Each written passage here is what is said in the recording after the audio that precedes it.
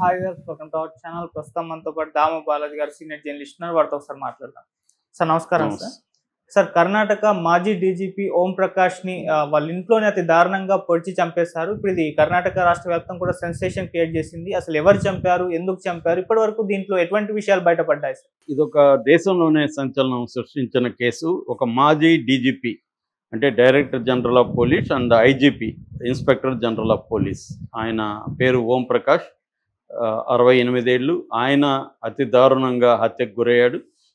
కడుపులో, చెస్ట్లో ఇక్కడంతా గాయాలు ఉన్నాయి. ఆయన కుర్చీ కట్టేసి పొడిచారు, గ్లాస్తో కొట్టారు, గ్లాస్ బాటిల్తో. అట్లాగే వంట నూనె కూడా ఆయన మీద పోశారు, కంట్లో కూడా కారం కొట్టారు. ఇవన్నీ బయటకు వచ్చాయి. అసలు ఎందుకు ఇంత క్రూయల్గా చంపారు, ఎవరు చంపారు, ఎందుకు చంపారు, ఎలా చంపారు అనే విషయాల్ని మనం మాట్లాడుకున్నాం. సో ఇది మొదట ఎలా బ్రేక్ అయిందంటే, ఈయన ఓం ప్రకాష్, ఈయన హెచ్ఎస్ఆర్ లేఅవుట్లో ఉంటాడు. అది మొత్తం మూడు స్టోరీడ్ బిల్డింగ్, అంటే 3 ఫ్లోర్లు ఉంటాయి. అందులో గ్రౌండ్ ఫ్లోర్లో ఓం ప్రకాష్, వాళ్ళ భార్య పల్లవి ఉంటారు. మిడిల్ ఫ్లోర్లో వీళ్ళ కొడుకు కార్తికేష్ ఉంటాడు. ఫైనల్ లాస్ట్లో వీళ్ళ కూతురు కృతి ఉంటుంది. సో దీంట్లో ఏమైందంటే, సాయంత్రం 5 గంటల ప్రాంతంలో వాళ్ళ పక్కింట్లో కూడా ఒక పోలీస్ ఆఫీసర్ ఉంటారు.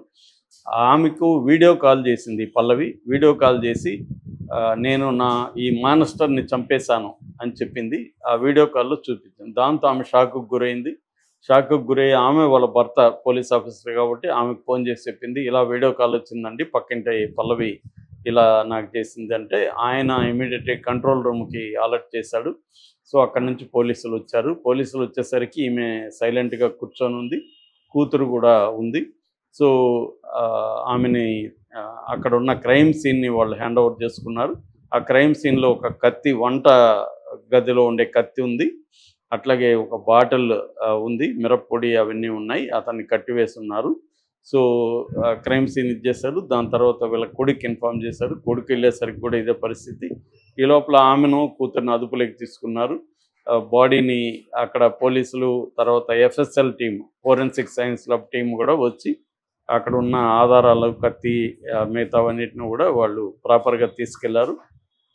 తర్వాత ఈ భార్య కూతుర్ని పోలీసులు దాదాపు ఒక 12 గంటల పాటు విచారించినట్టు తెలిసింది. ఆ తర్వాత కార్తికేష్ పోలీస్ స్టేషన్లో పోయి ఫార్మల్గా కంప్లైంట్ ఇచ్చాడు. ఇట్లా మా అమ్మ మా సిస్టర్ కలిసి మా నాన్నని చంపేశారు అనేది అతను కంప్లైంట్ ఇచ్చారు. సో అసలు ఇది ఎలా జరిగింది, ఏంటి, ఎందుకు జరిగింది అనేది చూస్తే, ఈ ఫ్యామిలీకి గతంలో కూడా గొడవలు ఎప్పటి నుంచో ఉన్నాయి. ఇతనికి భార్య కూతురు ఒకవైపు, ఈయన కొడుకు, ఈయనకు ఒక సిస్టర్ ఉంది సరితా కుమారి, వీళ్ళ ముగ్గురు ఒకవైపు. సో వీళ్ళ ముగ్గురు వర్సెస్ వీళ్ళిద్దరు తల్లి కూతురు. ప్రధానంగా కుటుంబాలలో అంటే ఇటువంటి రిచ్ ఫ్యామిలీ, వీళ్ళు డీజీపీగా చేశాడు కాబట్టి ఈయనకు బాగా ఆస్తులు సంపాదించాడు. సో వీళ్ళకి చాలా ఆస్తులు ఉన్నాయి. ఈ ఆస్తుల గొడవలు ప్రధాన కారణంగా చెప్తున్నారు, నెంబర్ 1. నెంబర్ 2, ఈమెకి స్కిజోప్రేనియా ఉంది. 12 సంవత్సరాల నుంచి స్కిజోప్రేనియా ఉంది. స్కిజోప్రేనియా అంటే ఏంది, దాని గురించి నేను తర్వాత చెప్తాను. సో ఆమెకి అంటే ఒక మెంటల్ డిజార్డర్ ఉంది. సో ఈ 2 కారణాల వల్ల ఆమె చంపేసింది. ఎందుకంటే ఆమె గతంలో కూడా ఇతని మీద పోలీస్ కంప్లైంట్ ఇచ్చింది.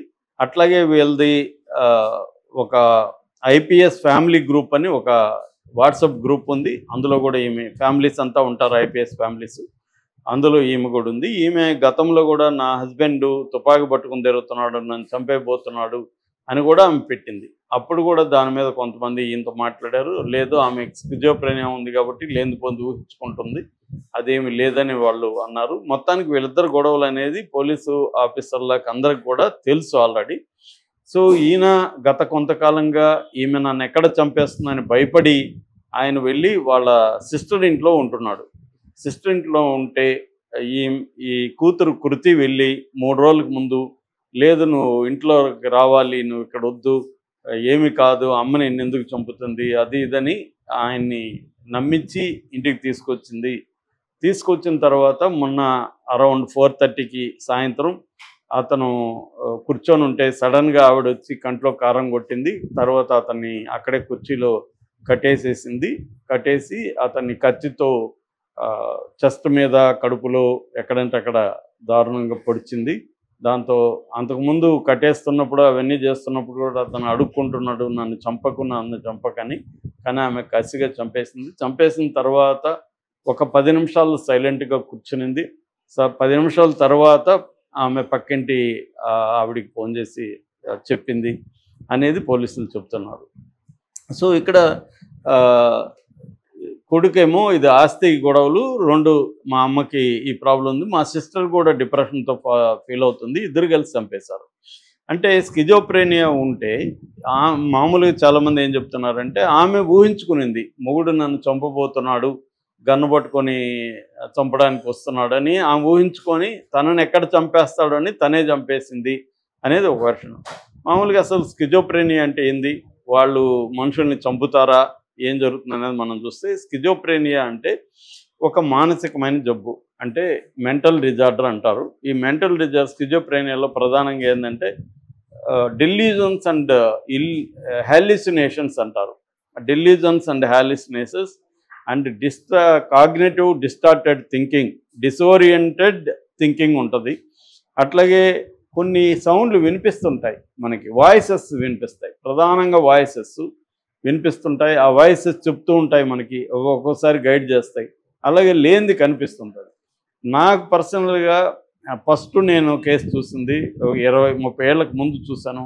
నేను అప్పుడు స్కూల్లో టీచర్గా ఉండమని నా స్టూడెంట్కి వచ్చింది స్కిజోప్రేనియా.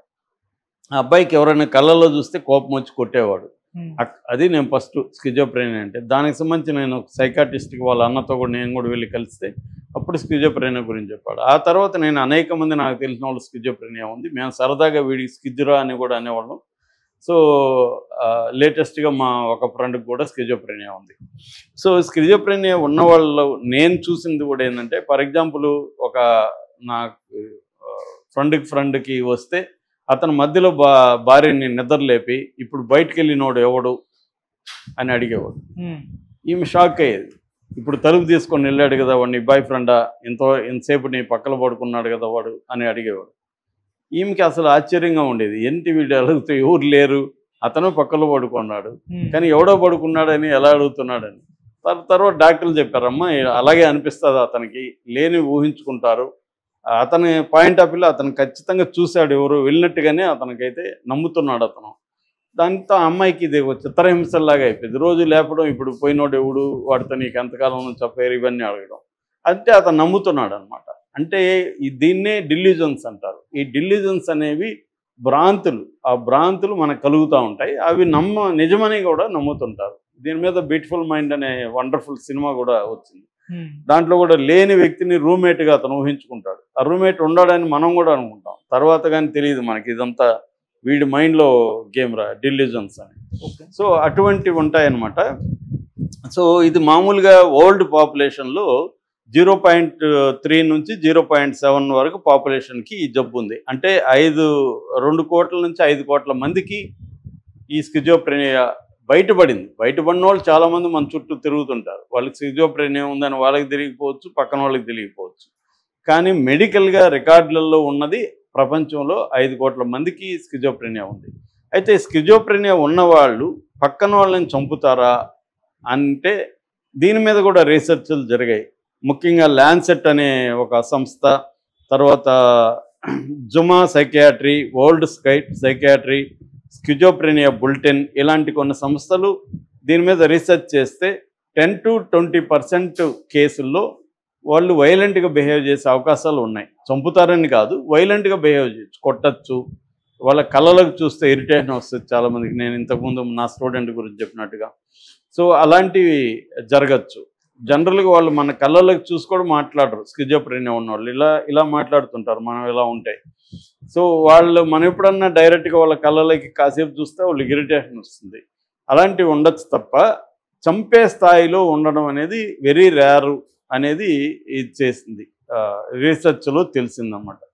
వాళ్ళు ఎక్కువగా వాళ్ళు ఇబ్బందుల్లో ఉంటారు తప్ప పక్కన వాడిని ఇబ్బంది పెట్టరు అనేది ఇది చేసింది. అసలు ఎందుకు స్కిజోప్రేనియా వస్తుంది అనే దాని మీద కూడా రీసెర్చ్ జరిగితే ప్రధానంగా కొన్ని కారణాలు ఉన్నాయి. ఒకటి హెరిడిటరీ, అంటే వారసత్వంగా మన ఇంట్లో ఎవరికో ఉంటే మన పేరెంట్స్కో మేనమామలకో మనకి రావచ్చు. రెండోది బ్రెయిన్ కెమిస్ట్రీలో మనకి రకరకాల కెమికల్ రియాక్షన్స్ వల్ల అబ్నార్మాలిటీస్ వల్ల రావచ్చు. మూడోది బ్రెయిన్ స్ట్రక్చర్లో జరిగే అబ్నార్మాలిటీస్ వల్ల కూడా రావచ్చు. నాలుగవది ఎన్విరాన్మెంటల్ ఫ్యాక్టర్స్, మనకి విపరీతమైన స్ట్రెస్ కావచ్చు, విపరీతమైన మానసిక ఆందోళనలు కలిగే వాతావరణంలో మనకు ఉండడం వల్ల కూడా స్కిజోఫ్రెనియా రావచ్చు.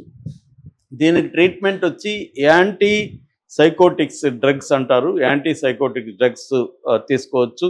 అంటే ఇప్పటి వరకు ప్రధానంగా 2 రకాల మెడిసిన్ దీనికి ఉన్నది. ఒకటి రెస్పిరోడాన్ అండ్ ఒలాంజపైన్ అనే 2 రకాల ఇవి ఇస్తున్నారు వీటికి. దీంతోపాటు సైకోథెరపీ తీసుకోవాలి. సైకోథెరపీలో రెగ్యులర్గా వెళ్ళాలి. దాంతోపాటు సపోర్ట్ సిస్టమ్, ఇంట్లో ఫ్యామిలీ సపోర్ట్ చేయాలి. ఇవేవి ఈమెకి లేదు.